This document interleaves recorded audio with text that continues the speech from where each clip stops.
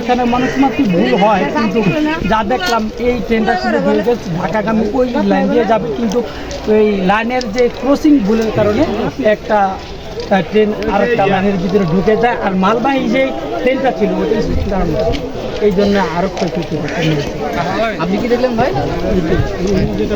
ওটা বলতে হবে না না, হ্যাঁ ওইটা কি দাঁড়ানো ছিল? হ্যাঁ ওটা দাঁড়ানো ছিল ওইখানে।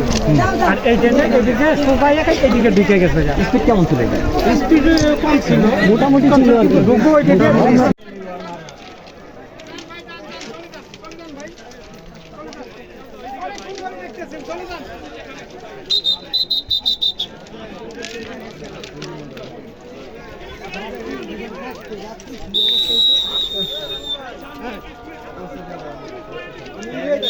জায়গা এই